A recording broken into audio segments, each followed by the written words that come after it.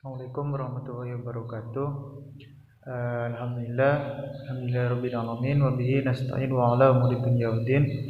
Wassalatu wassalamu ala asyrofil anbiya'i wal mursalin sayyidina Muhammadin wa ala alihi washabihi ajmain. Amma ba'du. Sebelumnya perkenalkan, nama saya Ibnu Wahyudi, NIM E 2019-2208, Prodi Ekonomi Syariah, Fakultas Ekonomi dan Bisnis Islam. Baik, langsung saja. Di sini saya akan berkomentar tentang atau menambah materi tentang fungsi dan peran bank sentral. Jadi, bank sentral ialah sebuah badan keuangan yang pada umumnya dipunyai pemerintah, serta menjamin supaya kehidupan badan-badan keuangan tersebut bisa menciptakan tingkat kegiatan ekonomi yang tinggi dan stabil. Jauh sebelum kedatangan bangsa Barat, Nusantara telah menjadi pusat perdagangan internasional.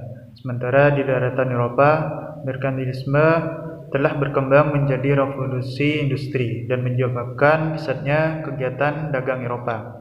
Pada saat itulah muncul lembaga perbankan sederhana seperti Bank Van Leeuwenhoek di negara Belanda.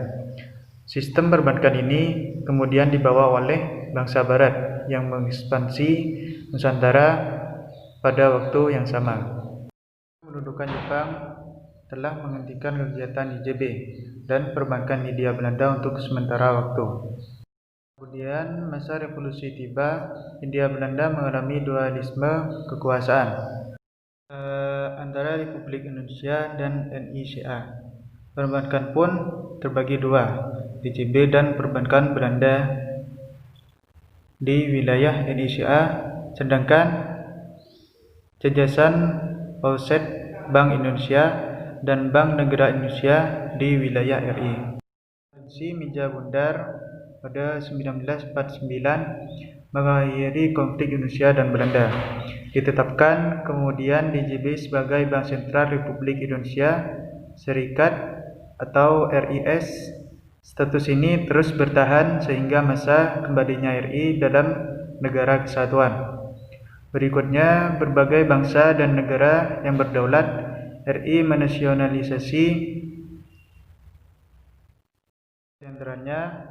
Maka sejak 1 Juli 1953 berubahlah DJB menjadi Bank Indonesia, Bank Sentral bagi Republik Indonesia.